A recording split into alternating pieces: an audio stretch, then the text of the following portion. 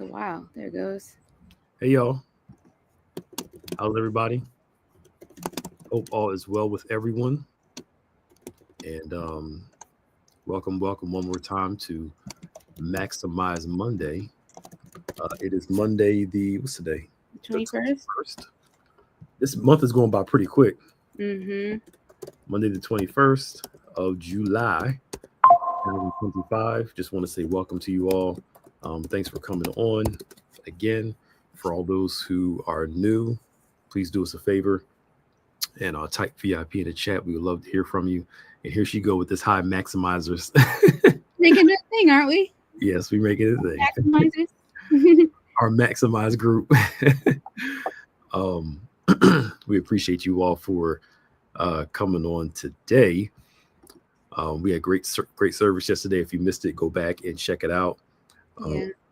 The spirit has been moving in the worship and all that good stuff and preaching, and it's been a good time. So you want to make sure you check out yesterday's service if you missed it. Also, Bishop's anniversary is this coming Sunday. Right there. Thank you. In the morning, 11 a.m., Bishop James Nelson Jr. will be with us. He came to Power of God that Friday night. Did an awesome job. And of course, Pastor YPJ Miller will be with us on Sunday night at 6 o'clock as we celebrate Bishop's 35th pastoral anniversary. You want to make sure you are in the house, the house. You want to be in the house. Of course, we're sowing into his life, asking for everyone, if you can, to do at least $100 to be a blessing to him. So please do us a favor. Come on out this coming Sunday as we look to celebrate and bless our pastor. Yep. Amen.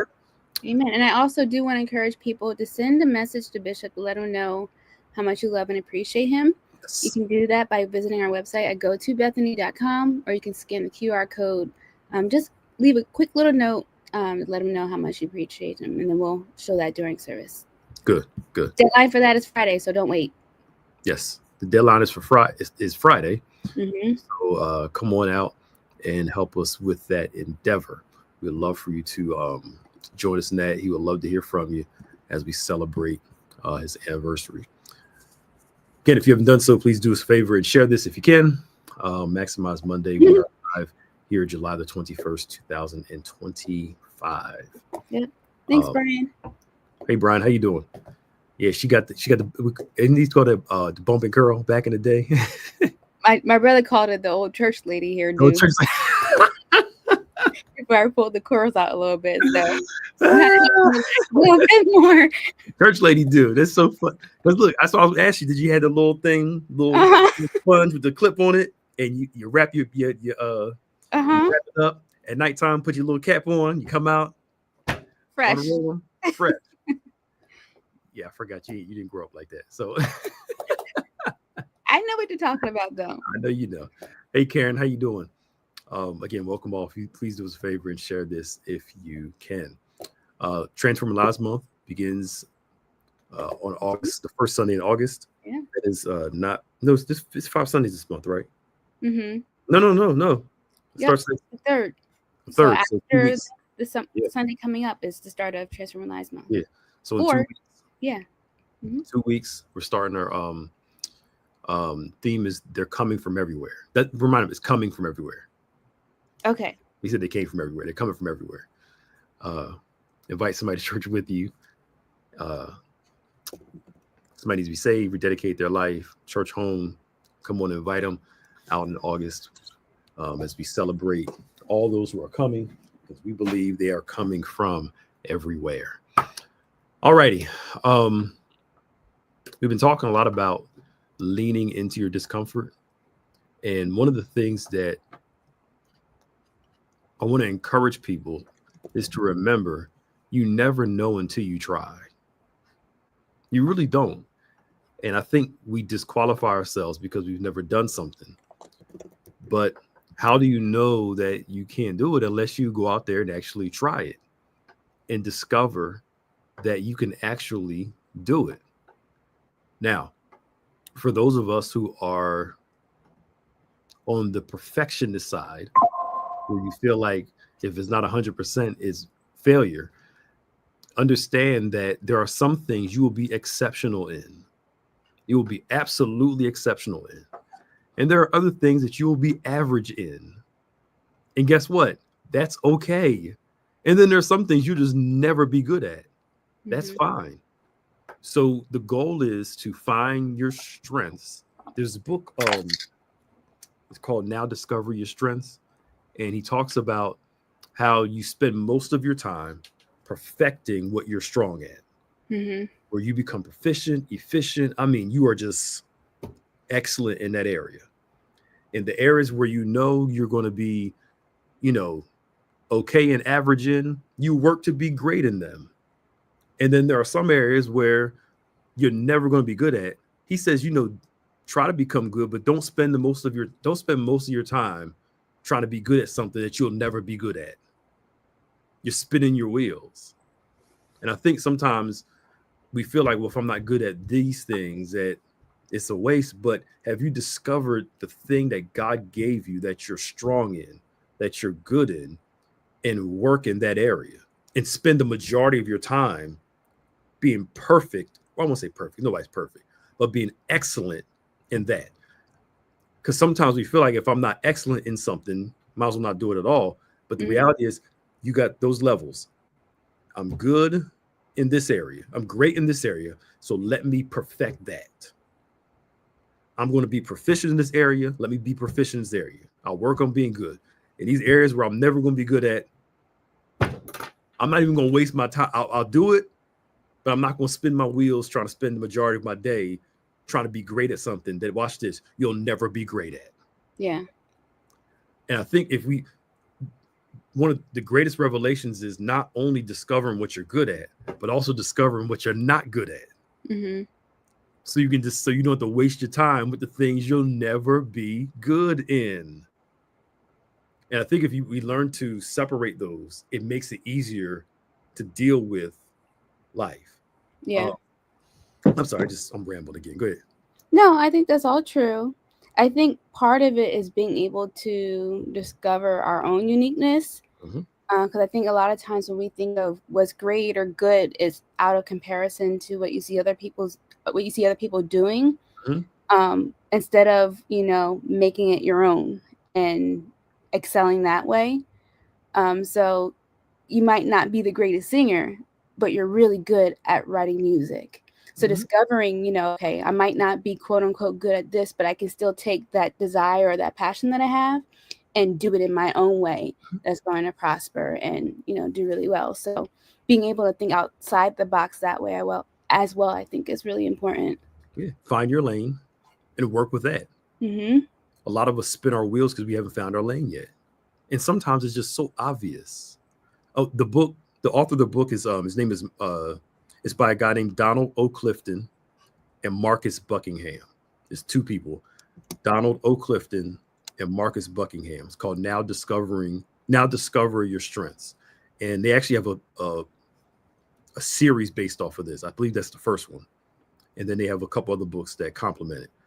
But I think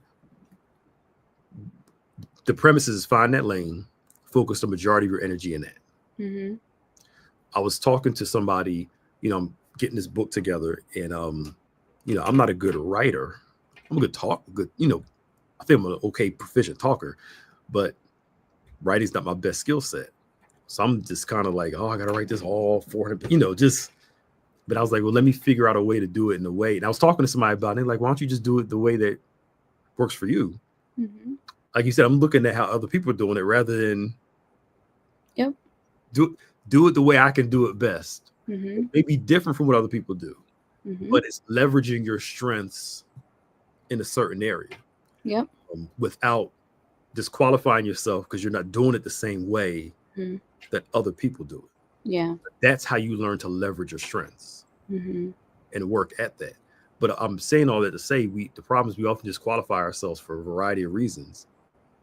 And usually it's because we haven't found our lane or found our uniqueness within that lane. I heard a guy when we did the Kingdom Marriage class years ago.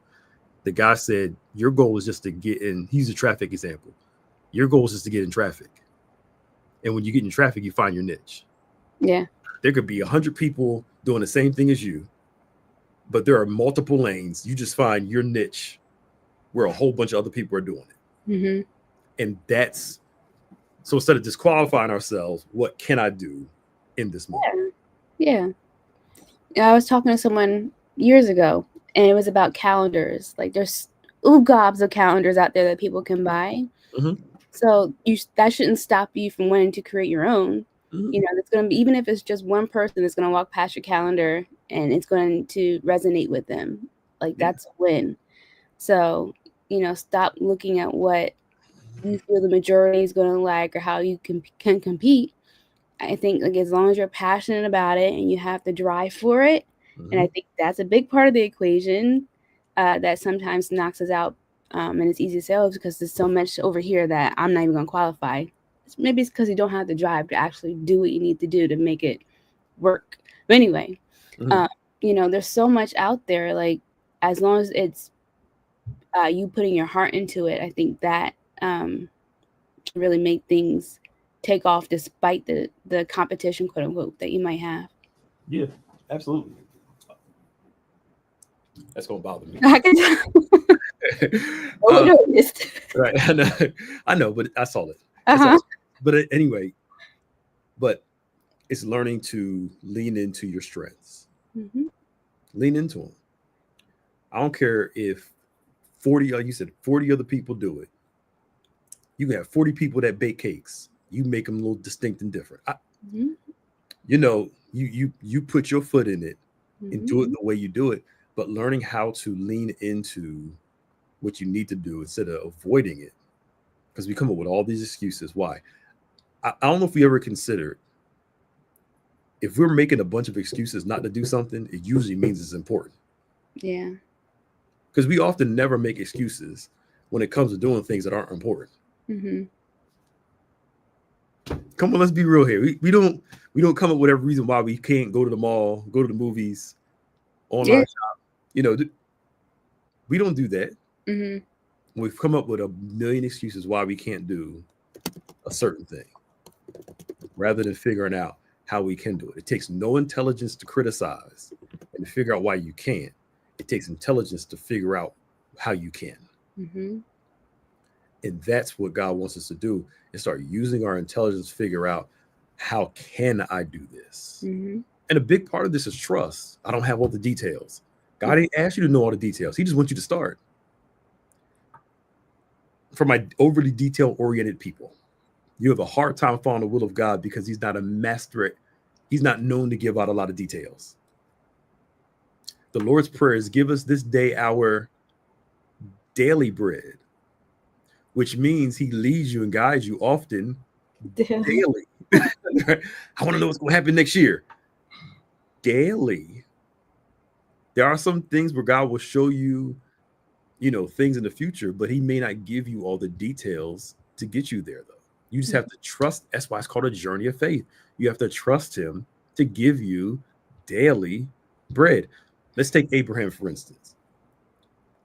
God told Abraham, take your son up to the mountain, sacrifice him there as a burnt offering. Mm-hmm. God didn't tell him nothing about the ram in the bush. God didn't tell him nothing about the angel was going to come stop him. All Abraham knew was obey the instruction at the moment. And then as he was following the instruction, God stepped in, gave him another instruction.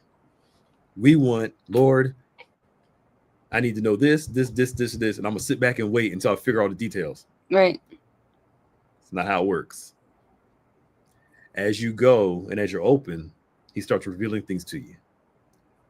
And what you need in that moment, he'll start revealing to you in those moments. Mm-hmm.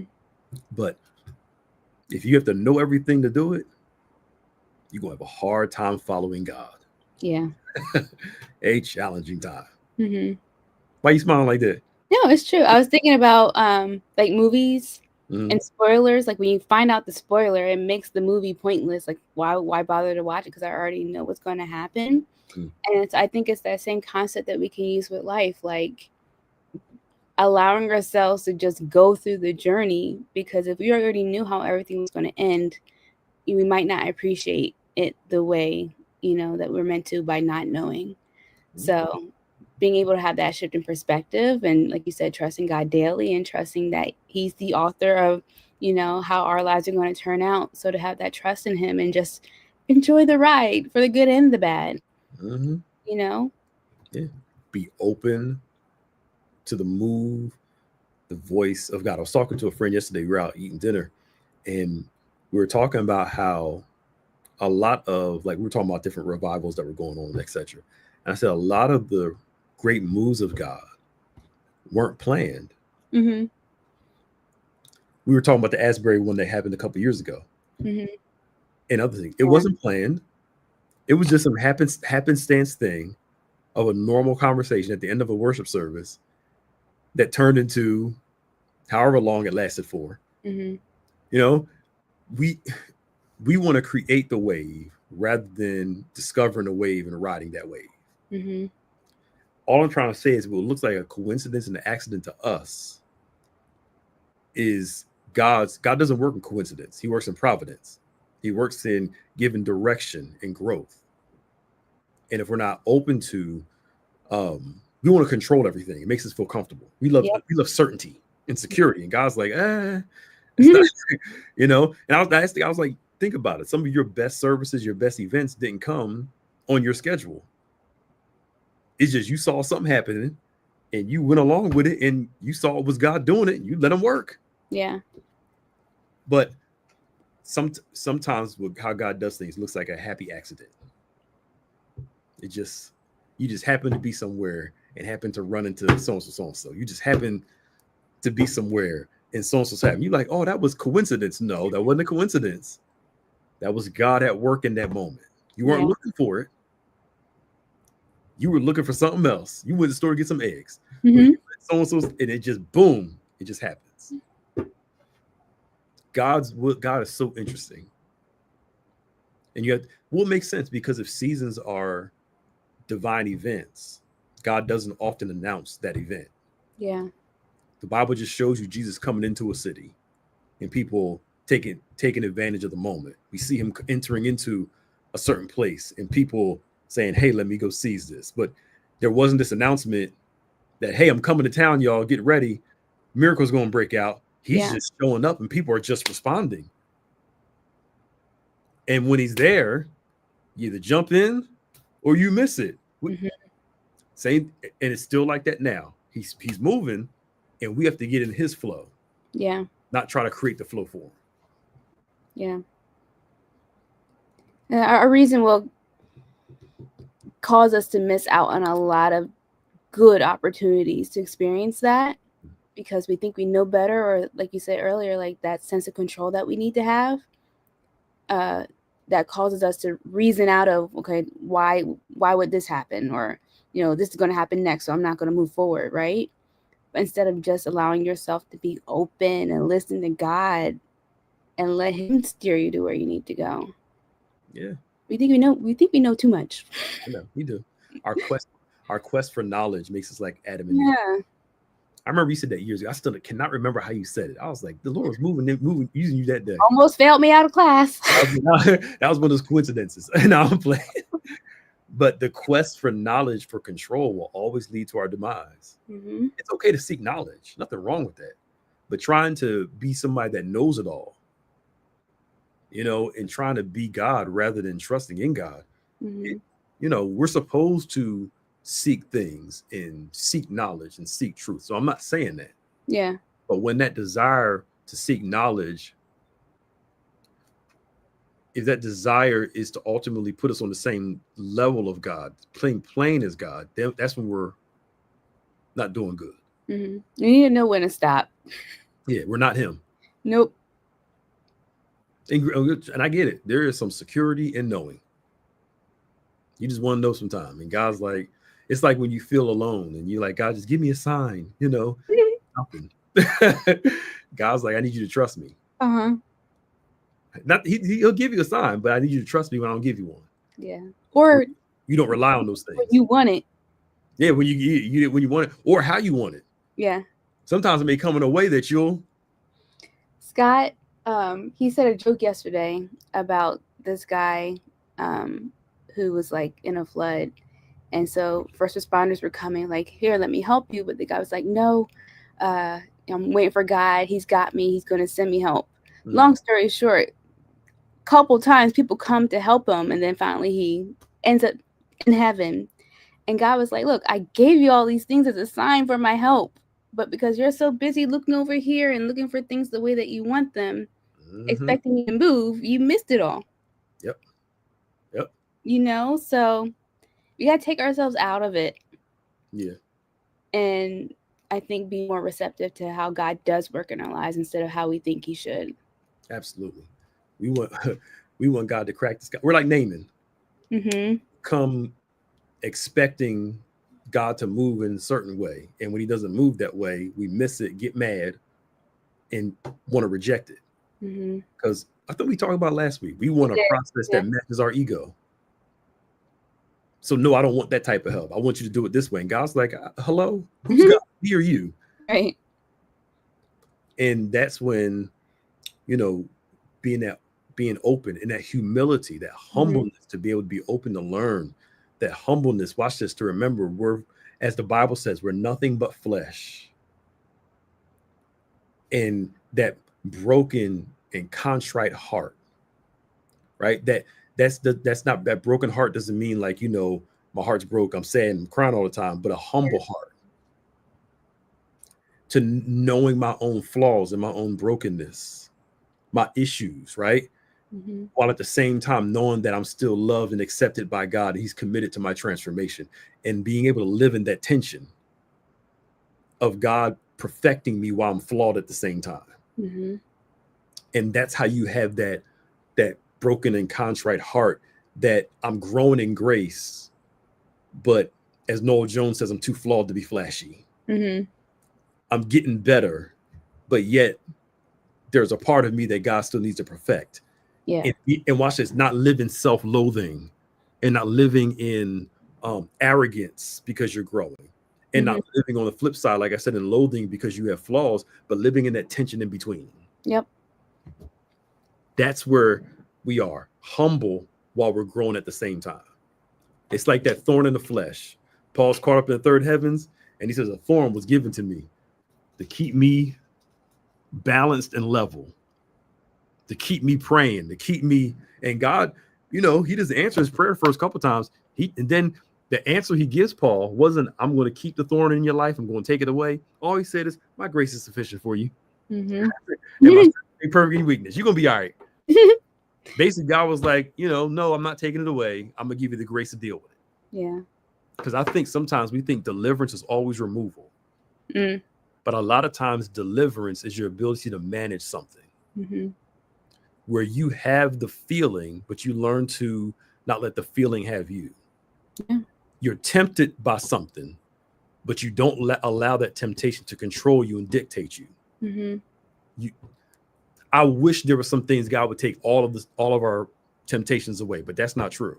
So you may battle with some insecurities, or battle with anger, or battle with whatever, right?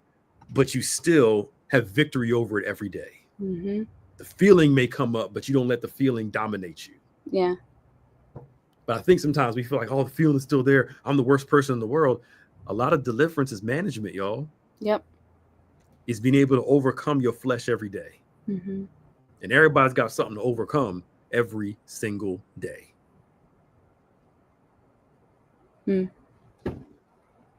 Hi from Texas. How you doing? Hey there. Thank you all for coming on. We just sitting here ranting and raving. It's almost 12:30. We gotta get ready to go. But hope y'all learned something today. Lean in. I don't know how we got on that whole conversation about that. But it's y'all used to us by now. For the course. Right. Right. Continue to lean in God's grace, God's goodness. He has you, he's for you, and all will be well. So thank y'all for coming on today. We hope to see you next Monday for another Maximize Monday. Don't forget this Sunday, Bishop's anniversary, 35 years. If you're close by, come on and join us. Be in the building. As Bishop James Nelson will be with us at 11. Pastor YPJ will be with us at 6 p.m. Of course, we're blessing Bishop, sowing into his life, $100. Of course, sending the video, telling Bishop about how, he's blessed your life and how God has used him. You can scan that QR code right there. If you don't know how to do that, just go into your pictures on your phone, hold your phone up by it, your camera by it, and then boom, it'll show you what to do from there. And yeah, do that as we celebrate and as we sow. If you're distant, of course, come on and watch it. We'll have all the giving information to Bless Bishop on the screens and stuff like that, and you can be a blessing to him. Yep. You all have a great day. God bless you, and we'll see you later. Bye, guys. Bye-bye.